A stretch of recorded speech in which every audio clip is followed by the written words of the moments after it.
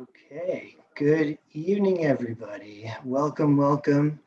My name is Joe Rosenbaum, and I'm the director of United Way's BOSSSTEM initiative, which strives to provide inspiring hands-on STEM opportunities for our students.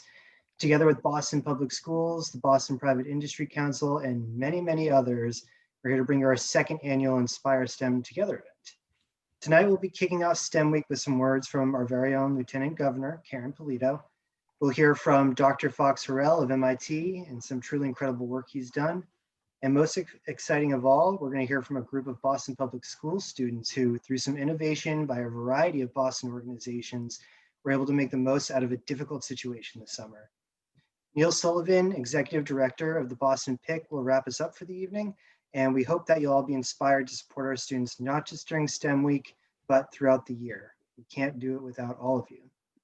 So, it brings me great pleasure to hand the mic off to Lieutenant Governor Karen Polito, who without her leadership and strength, there might not have ever been a STEM Week or the statewide focus on this critical area that our students need. So thank you for joining us, Lieutenant Governor, and take it away.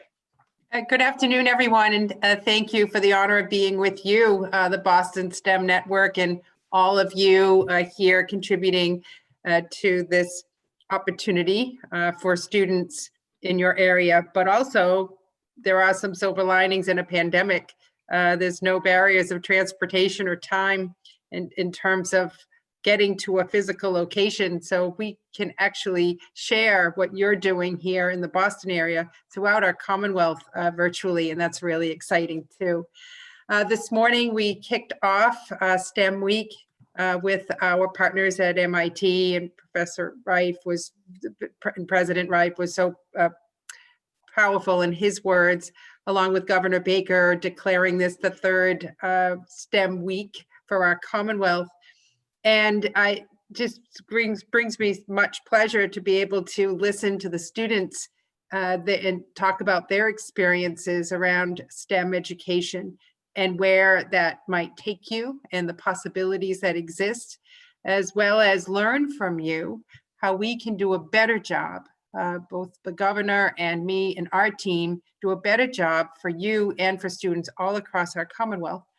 And so STEM Week is an opportunity to spotlight and highlight the things that are working and how we can do more to allow for both curriculum as well as hands-on learning experiences, mentorships, internships, and also pathways to lead students forward into jobs and careers that can be so impactful on our society and on our future.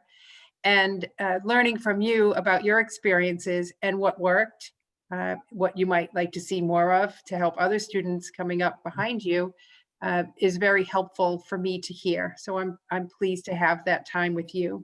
But we all know that, especially in this pandemic, STEM is everywhere. When you think about the nurses and the doctors and all the emergency responders who literally stood up every day to help us address the COVID virus spread in our Commonwealth and to help us heal and help people recover, to manufacturers here in our Commonwealth who might have been making one thing, but were able to change their whole manufacturing process to make more face coverings and ventilators and gowns and gloves to equip our front line, to all the research and discovery around treatments and therapies to help people that have contracted COVID-19. And of course, right here in Massachusetts, unbelievable research being done to find a vaccine. All of that in these last 8 months has been right here in front of us happening. And that's all because of the abilities that people have around their capabilities, their skills in science, technology, engineering, and math.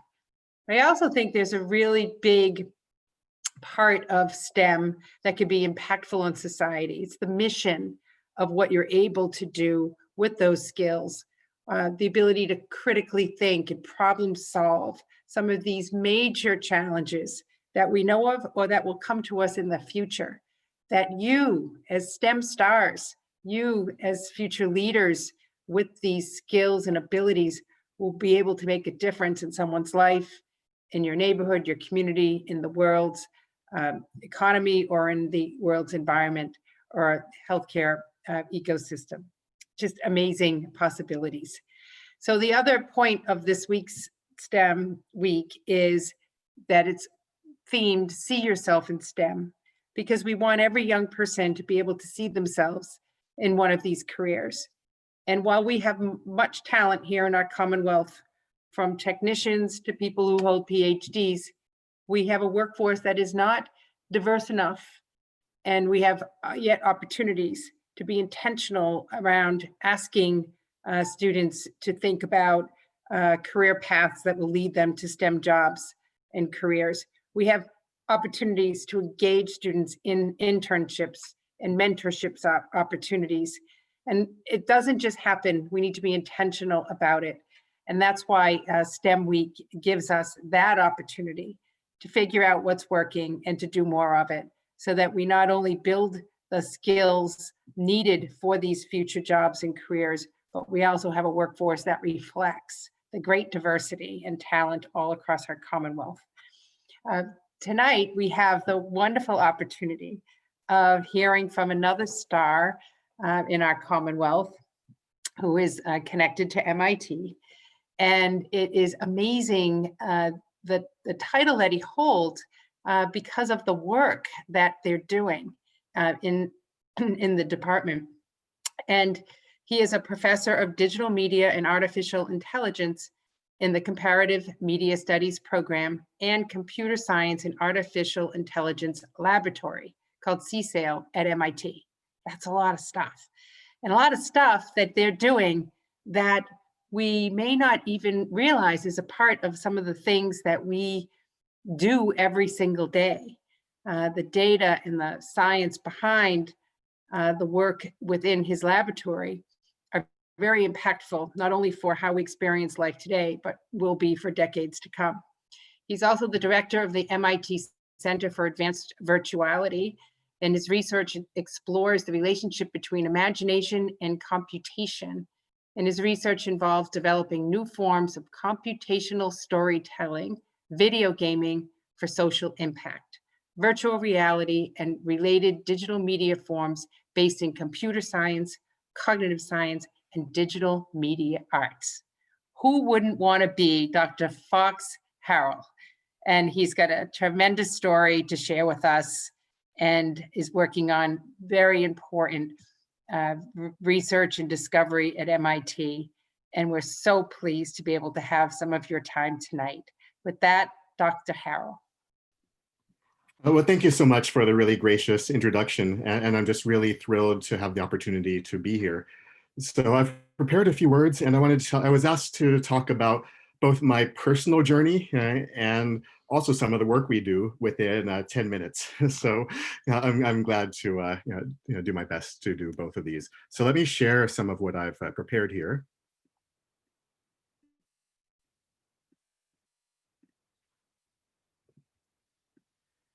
Right, so as was mentioned, this is about both the path that got me here, as well as some of the kind of recent work that we've done in the combination of art plus science, technology, engineering, and mathematics. And so we start off actually taking back to when I was, I think, younger than some of our student panelists here. I think I might have been around 7th or 8th grade in this picture.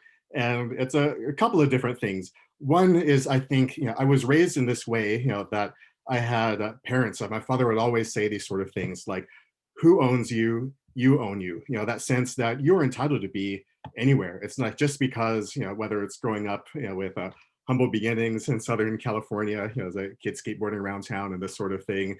It wasn't, there wasn't this barrier that when I was in high school, I could see a sign on the wall that said, special interest group in artificial intelligence, and think, I would like to go there, even if I only know a very limited amount about what this is, but take the initiative and go to that kind of place, and then be the only kid there in the room. So I think a part of it is just that sense that you belong in the room, and pushing that that sense forward.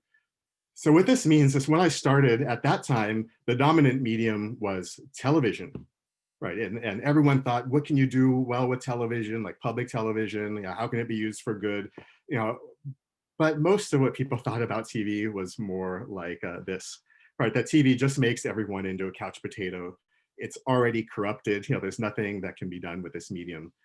So then I just had this idea. It was like an epiphany at that age, which was, if there are already a lot of issues with TV, it might be challenging to push that medium in a different direction. And maybe that was naive, flawed, whatever, maybe had some sense of something useful in it.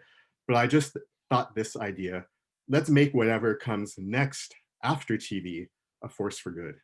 And so in some way, that's what set me on my path, to do what I'm doing now. I'm someone that's pretty much always had the same interests. It looked very different at that age. I had this knockoff Apple IIe computer that you could probably get from what was the equivalent of Costco at that time. Nothing fancy, but it planted the seed to be involved with what was going to come next.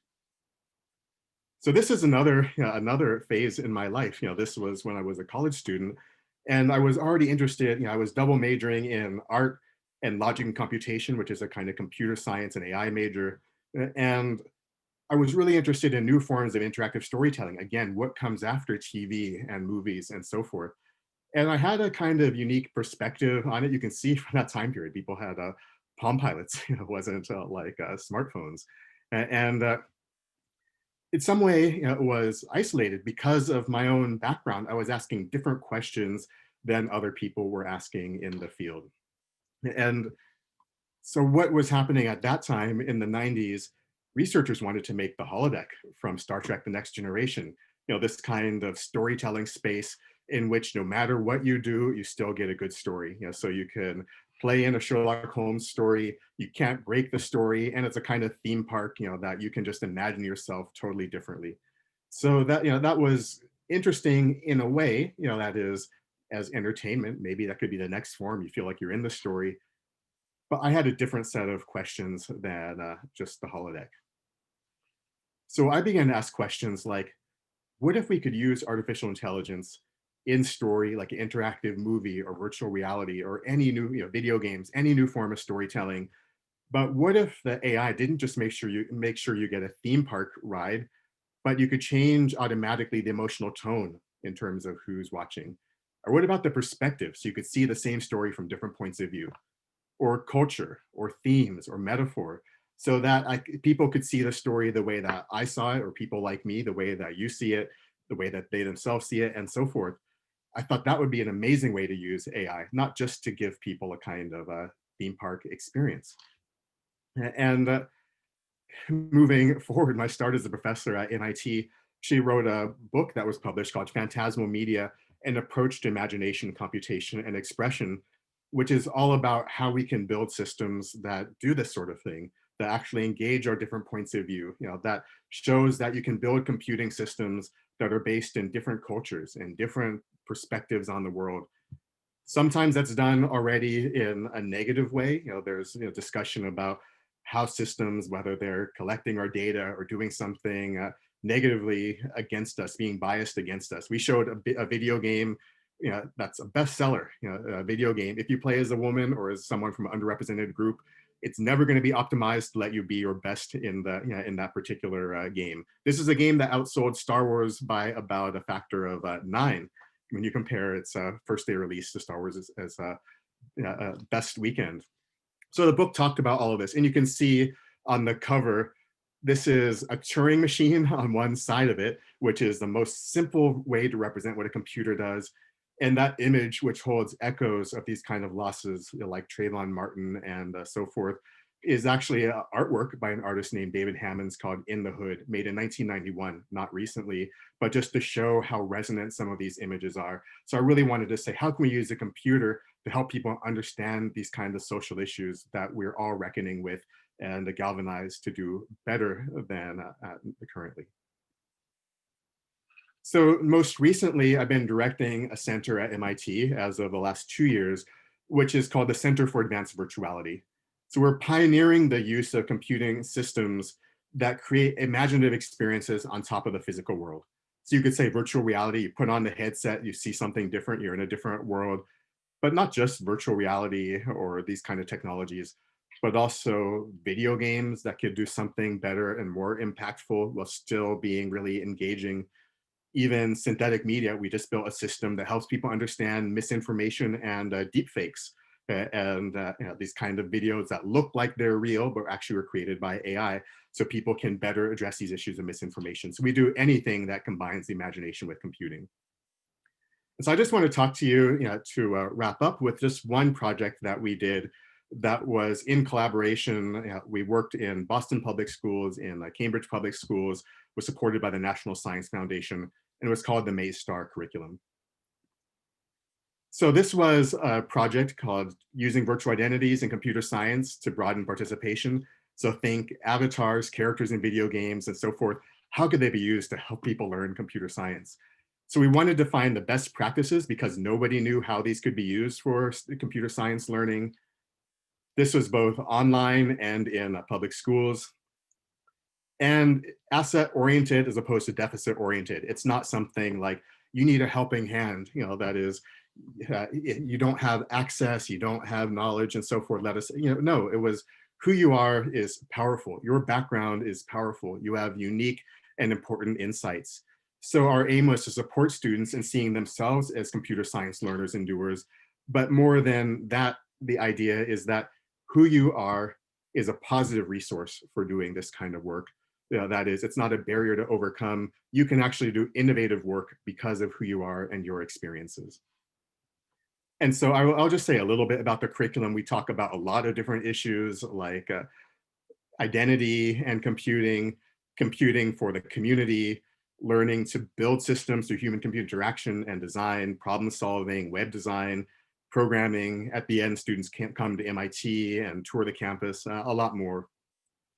And it was really important to think about these kind of issues like respect. Everyone should participate, no one dominates. Your perspective is unique. Speak your truth without blame or judgment, and so forth. Those were ground rules for what we did. And we had a range of different topics. So you can just see some of them, how we express ourselves online. Stereotypes in computer science. Surveillance. It's not only the profiles you create, but the ones that are automatically created for you by ad systems. How do those work? What do they mean? And social connections and so forth, social media. How companies make money off your data and how you could even be an entrepreneur with what you are creating through apps and so forth. So one of the key aspects that we did is a platform that's both a game and a way to make your own games. You have to write small computer programs to play the game. You learn about basics of computer science, but more important than that, you can create games about the issues that we care about. So students would say what global issues, what local issues they cared about and make games about those topics. We did a lot of different studies. There's also a research system. How does it differ depending on what kind of environment, whether it's fantasy or science fiction and so forth? What kind of avatar, if it looks like you, if it's very basic, if it's your photo, if it's a role model. And we learned a lot. We learned, for instance, that if you have certain kind of ways that you see yourself in a system, you will perform better and be more engaged. If you see yourself when you're doing well, that was the best condition, and you see your avatar looks like you, people are more engaged, they perform better, rather than seeing yourself when you're struggling or having challenges. We did studies of over 10,000 people in this kind of domain, and we learned that it really makes a difference that you are represented positively within these kind of systems. More than that is the stories that students told, not just the research outcomes. I liked this one, which is an actual quote from the workshop. I planned to stay home and play Xbox, but this was way better. So that actually felt pretty good to us as facilitators. We even pushed this out internationally later, working with youth in the Middle East and with their collaboration Middle East and North Africa, building a system for youth globally as well as locally. And so just to wrap up, it's been really rewarding and powerful for me to be able to combine the arts with STEM and see them not as totally opposite ends of the spectrum. And I feel like doing this kind of work that's oriented towards diversity, empowerment, the arts and more benefited from a unique perspective I had as a kid, African-American kid growing up in Southern California. Because I felt like I could see unique opportunities with the technology, like using AI to bridge perspectives rather than just to entertain. And Finally, I think we can take an asset-based approach rather than a deficit-based approach that is seeing who you are as an asset and having benefits for society. So I say, let's take this asset-based approach and benefit as a society from your powerful voices as diverse young learners and doers of STEM. So thanks very much for your time and attention.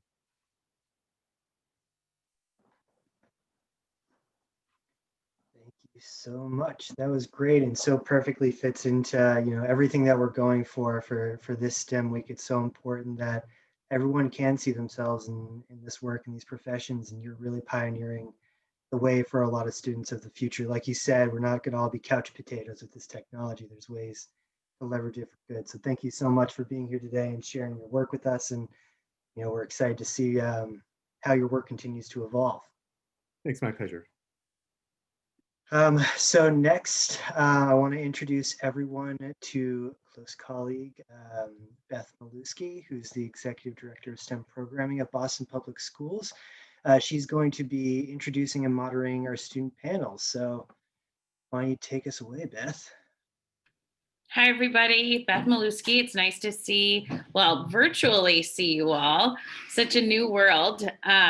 And even more important for us to be exploring STEM, especially the work that Dr. Fox Harrell is doing. So it's my pleasure to introduce our students through their vlogs. They created some vlogs about their summer learning or internships that they've gone through. So we have a wonderful group of students to present you to. So I will let that happen through the vlogs.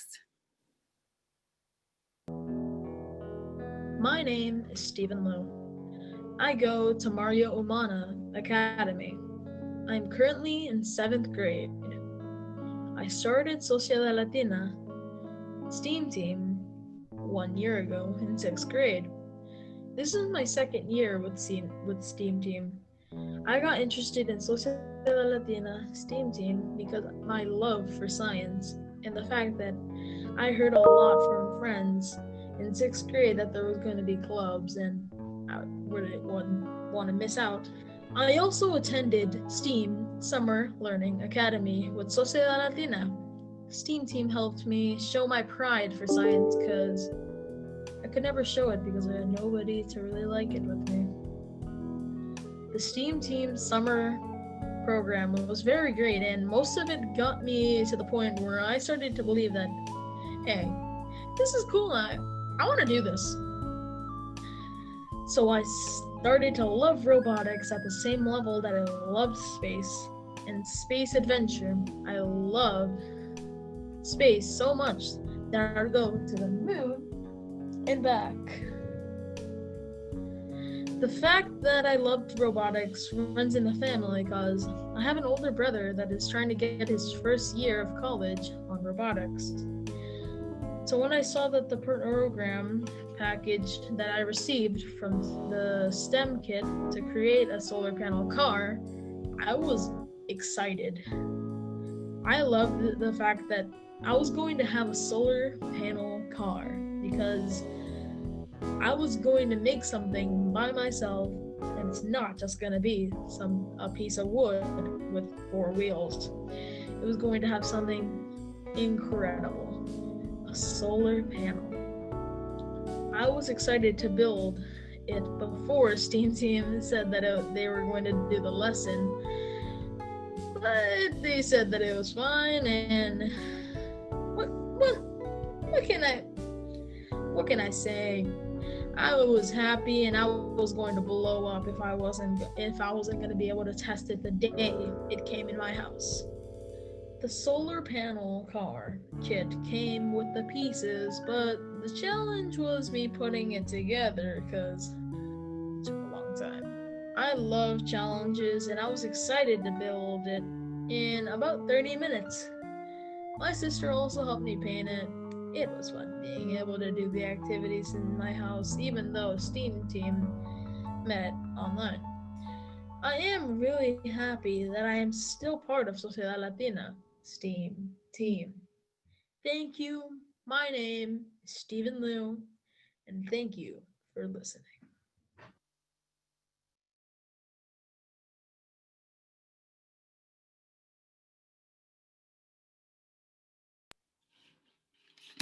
Thank you, Stephen. Hi, my name is Lourdes Garcia, and I am currently a senior attending East Boston High School.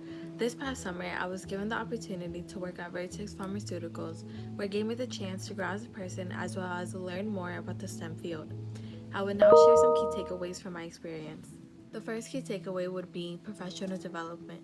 The skill that I was able to develop was speaking and using my voice for something good. Normally, I tend to be pretty introverted and on the quiet side.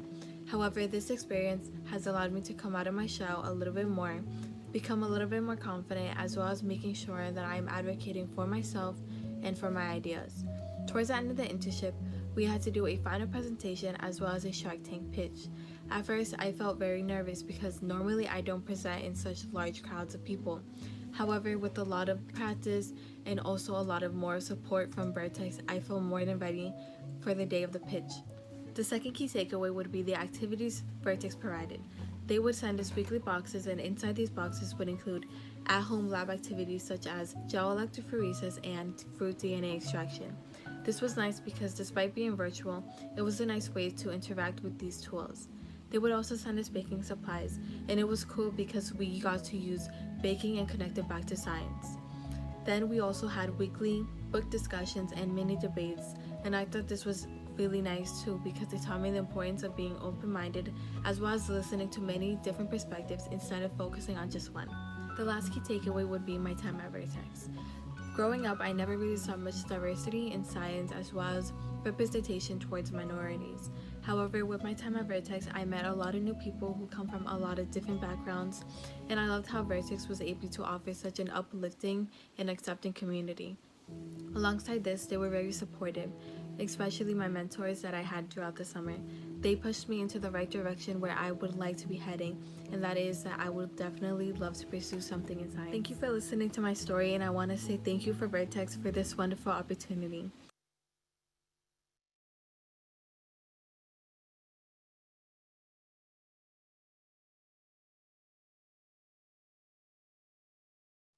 Hello, my name is Sienna Omnis, and I'm currently a senior at Bryan High School. Over the summer, I had the privilege of working with Virtuality to really indulge into architecture and design. This summer, we got to take a architecture course, a beginner's architecture course, learning various architectural concepts and other design realms that our students may have been interested in, as well as creating our own projects based on our own individual communities. My project was a sustainable laundromat called Aqua Clean Laundry that would be based in Dorchester, which is a primarily minority neighborhood in Boston. My laundry consisted of energy and water efficient machines that would conserve some of the water after washing the clothes and use it to water nearby plants. Visually, the laundromat would be made of like wood and glass so that natural light could be the main source of light. It would also have a community garden on the top where members of the Dorchester community could engage with one another and meet and take care of the garden while also using the fresh goods that it would produce.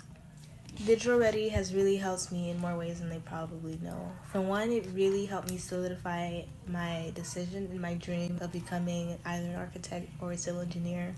And it has also really helped me gain confidence that this is a field that I could see myself in, especially as an African American woman, young woman going into STEM and design. I specifically remember one presentation that they had prepared for us where it was about feeling like we belonged in the spaces that we were in. It was geared toward us minority communities going into these different realms, like, for example, STEM and design, where we may not see many people that look like us. And I never expressed it to them, but I really appreciated that presentation because I specifically remember feeling like I wasn't capable enough and I wasn't creative enough as much as like my peers, and I was really not feeling like this is something I wanted to do because I felt like I just wasn't good enough. Because sometimes I feel as though I had to be even more than outstanding in order to stand out or in order to compare to my peers, and that presentation really helped me. So I'm so grateful for this opportunity that I had, and I'm so looking forward to what the future has.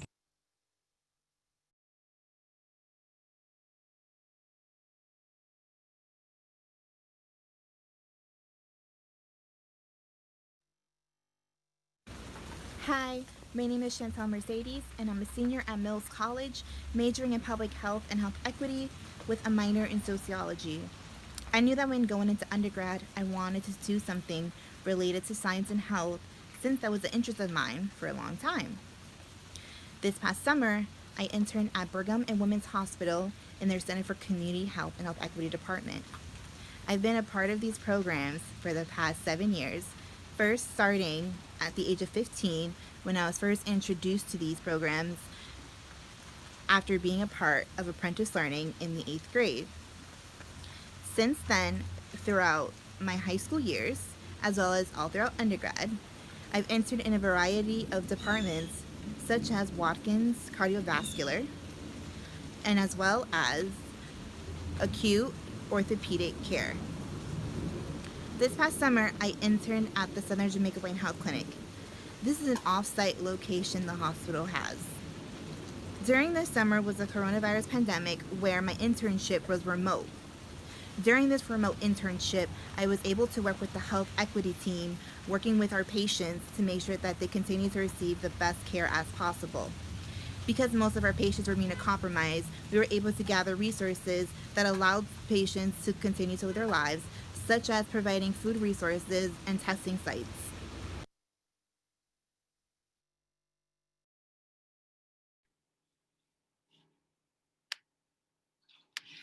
Well, thank you for that. Those are really great vlogs from Stephen, Lorda, Sienna, and Chantel.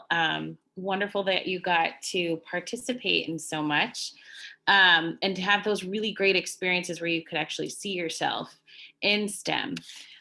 So we're going to move to kind of a question and answer portion. And we've got some questions for you. So if you guys want to turn on and we can see your lovely faces. One of our first questions is really around what is your vision for STEM? How do you see yourself in STEM? Some of you had talked about it a little bit in your vlogs, but where do you see yourself going?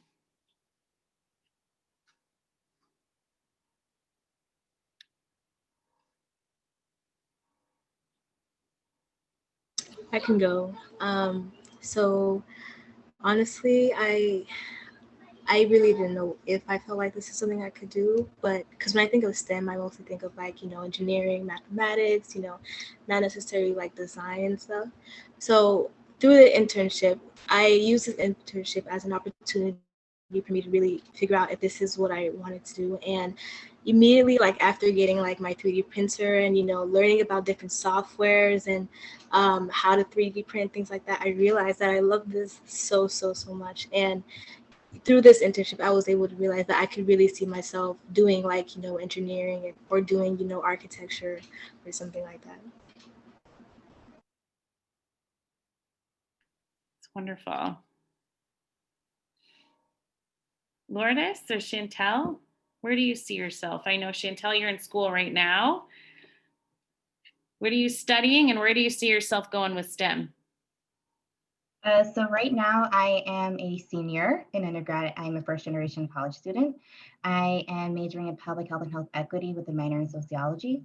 So essentially where I see myself in STEM is working with other individuals in a diversified area of working with people from different walks of life identified differently as well. I think when it comes to STEM, it is also important to diversify who is working in STEM. Different people from different backgrounds include their own uniqueness in the workplace. And so ultimately, that's where I see myself being a part of. Thank you. Lourdes and Stephen? Oh, I could go. So when I first took this internship at Vertex, it was a way for me to see if it was something I wanted to pursue. So if I really enjoyed science. And because of that, I really now know that I would like to pursue something in the science field. I'm currently thinking of maybe biomedical engineering, but something around that same realm. So I was glad that I know that I definitely would love to pursue something in science. And Stephen, I know you talked about going to the moon. Where do you see yourself doing STEM? Not going to the moon. because I don't really see myself as an astronaut. I see myself more as an astronomer, more of a looks for planets and say planets that have chance of having extraterrestrial life, like aliens. It's great. We'll look for all of your evidence to support that. Another question for you all is, what experiences, kind of extracurricular, like outside learning, have you done to support your journey into STEM? So what have you done outside of school that's helped you engage or kind of move towards doing STEM learning outside of school? Or maybe it just happened in school.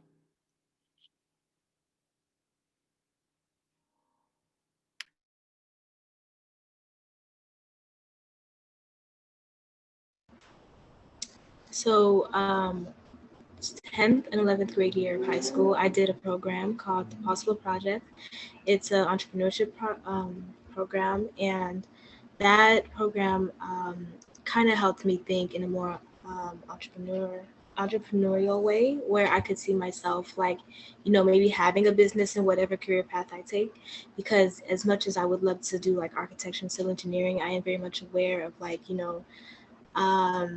like pay gaps and issues within our workforce and things like that. So I've seriously considered like, in the future, maybe starting my own firm. So that program helped me to really think in that way, to know that there is another option if, for example, I were to go into like the workforce and not be satisfied with whatever it is that I'm getting as compared to like maybe my coworkers or whatever it may be.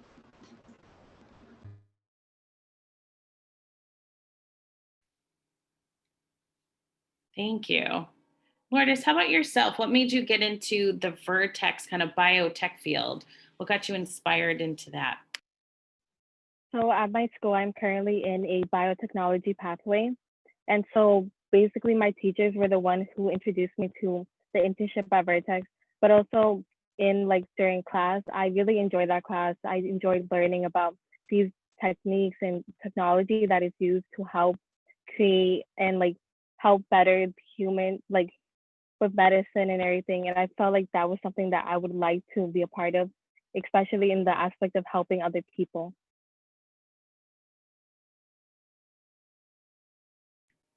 Yes, absolutely. Another question for you all is, who's inspired your interest in STEM and how did they do it?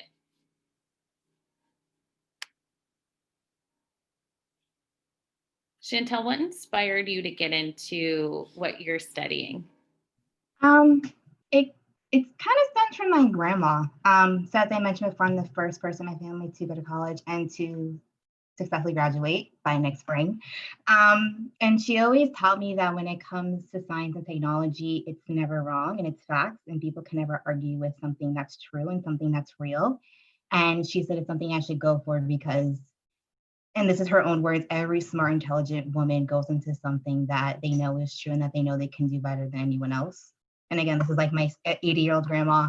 And I was maybe 10 or 11 at the time. And so ever since that conversation, I've always just been interested in more of the health medical aspects of STEM. And eventually, that's kind of what I want to go into. I love your grandmother. She's amazing. We should put her on here next time. Anyone else? What inspired you, or who inspired you? I'm sorry. Who inspired you to get into STEM?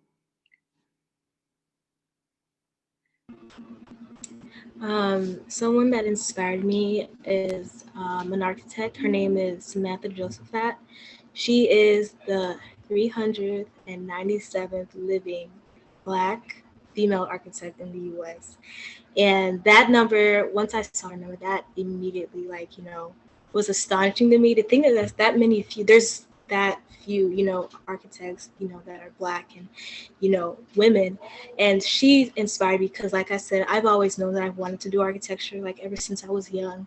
I would love making blueprints, and my favorite channel was, HGTV, things like that. And, the more I learned about it, the more I realized there's not many, like other people like me who are in it, knowing that, we make up less than 1% of total architects in the US. And she really inspired me, her mindset. I would listen to like her podcast and I would like follow her projects. And yeah, she was a very great inspiration to me, and she still is an inspiration to me now. That's amazing. Thank you. Would anyone else like to share who inspired them to get into STEM?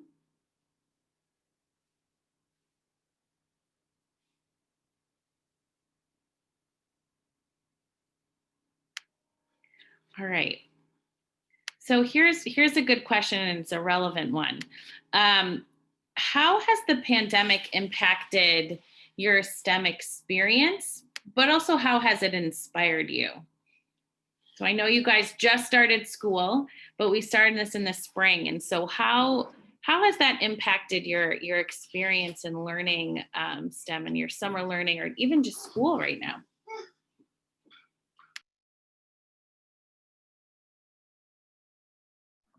I can start this one off. For me, it has physically changed. For my school, where I go to school, is in the San Francisco Bay Area, and I'm currently here in Boston. So just physically being in one location versus in others. And then again, for my internship, I was at Brigham and Women's, and usually I'm at the hospital or at any offsite location in which they put me in. However, because of the current health crisis that we are in, it was all done remotely. So I was sitting in my dining room table 30 hours a week, doing my internship or whatever was assigned to me.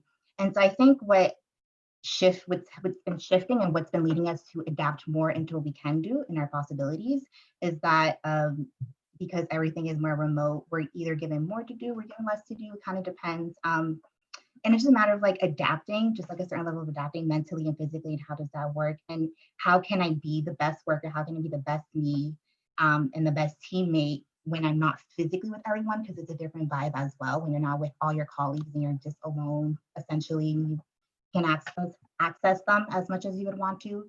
So for me, it's just a matter of adaptation that's going on, and it's a slow but decent occurrence that's been happening.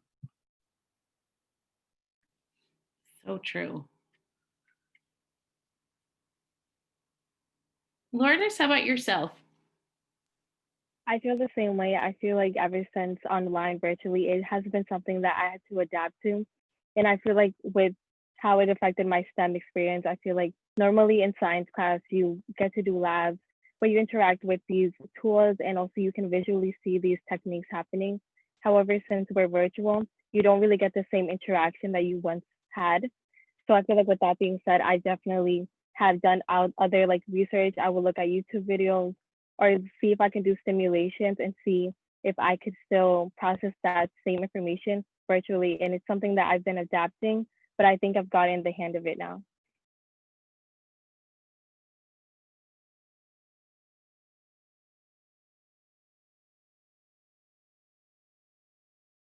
Absolutely. It's truly hard. I think it's true for all of us. I'm sure you've seen my daughter walking in the background, so I apologize if she interrupts us. There's lots of things that we have to adapt to. Has this pandemic inspired any of you to think creative? Like what could I do to add to help make this a better situation, kind of solving problems through STEM or thinking about that?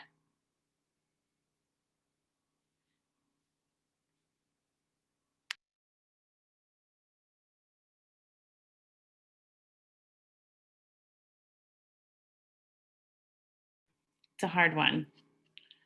But even thinking around like architecture or any of the biotech. Go ahead, Stephen.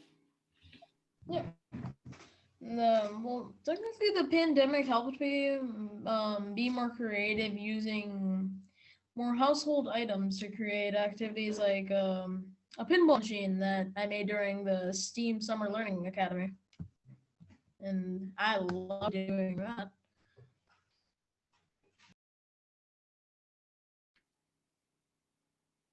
Very true. Creating things to keep us occupied. Absolutely. We've had to be really creative in thinking about how to keep ourselves and our siblings and our friends and loved ones occupied when we can't all see each other or go outside and interact? For me, it's all been about balance mostly because it's been really hard because I live with only my two siblings and my mother. And, apart from being like isolated, not really having family near, it's been hard to think straight. But some things I've been doing, I've been also like creating like art pieces, and I've been, thinking about the things that's going on around us and like how to create art using that.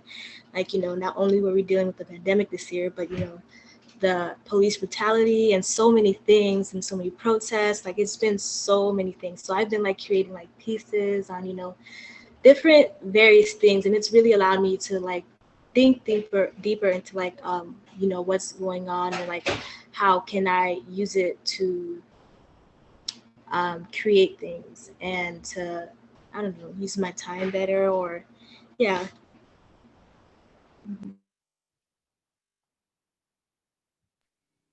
Absolutely. Dr. Harrell, did you have something you wanted to add?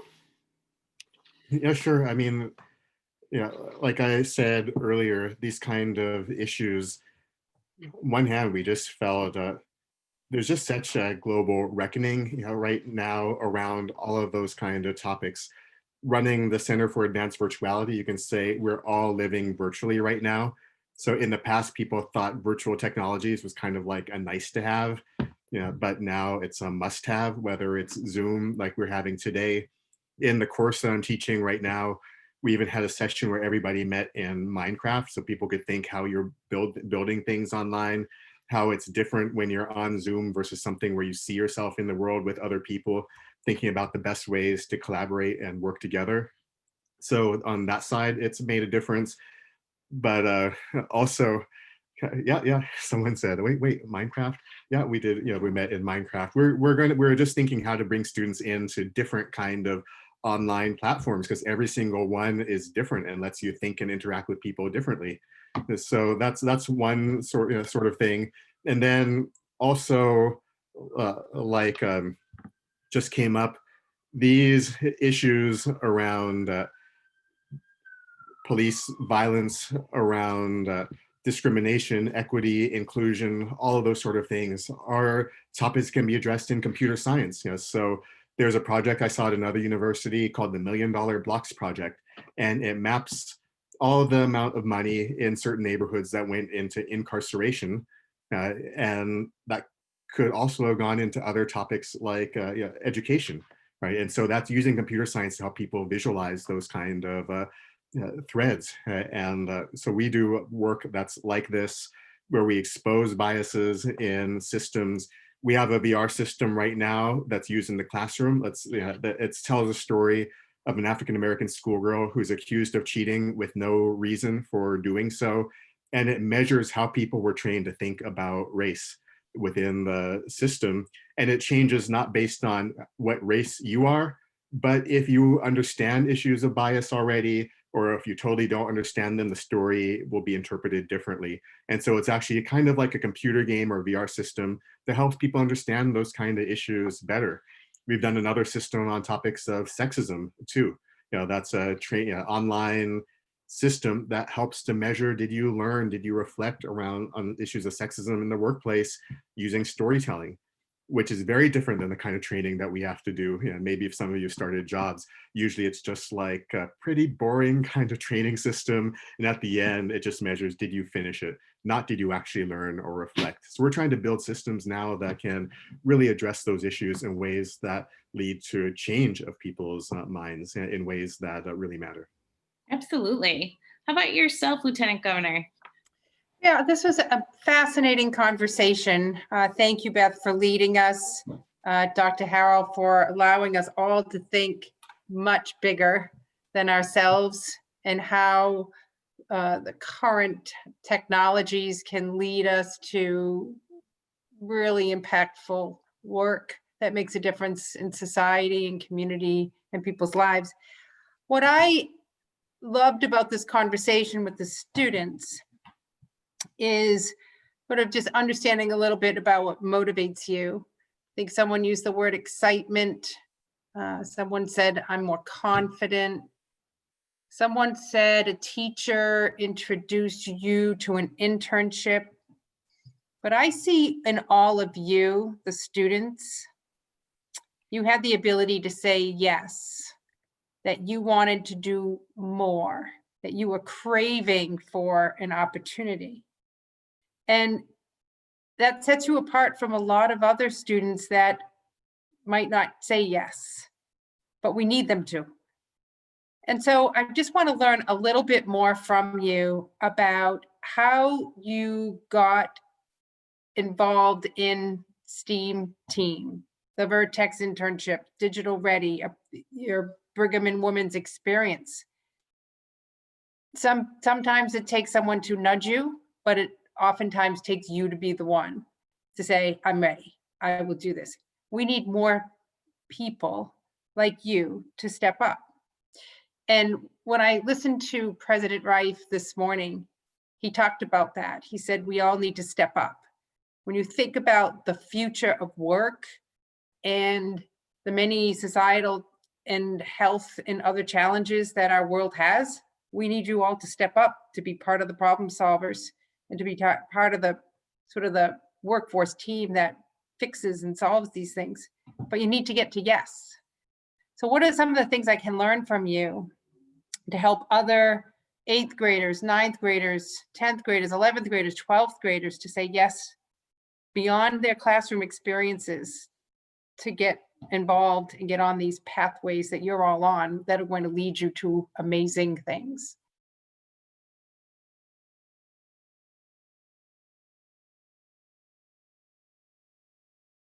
That one question, how did you get to yes? Was it a person? Was it a text message? Was it an email? What was it? I'll go ahead and start off answering your question.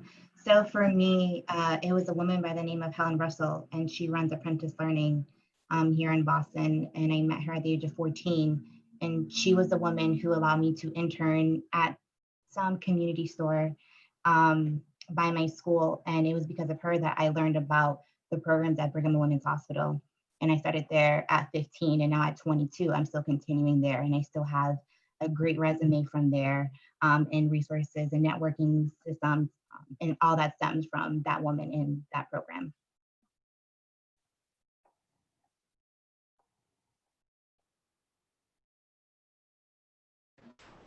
I can go. So I'll say that when I first moved here to Boston, I was 14 and I was just starting high school. And once I started in my new school and everything, I was overwhelmed by how many amazing opportunities are here in Boston that wasn't where I came from, which is Florida. And someone who's really inspired me was one of my counselors. Her name was Miss Linzo. Immediately when I came in, she was already connecting me to different things that she saw that I was interested in, that she knew I would love, and I appreciated that.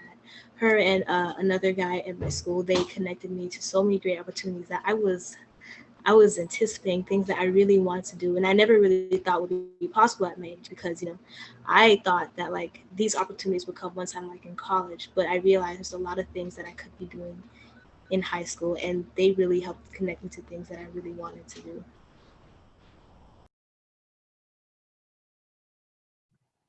I don't know if Lourdes or Steve, you have anything to add to that?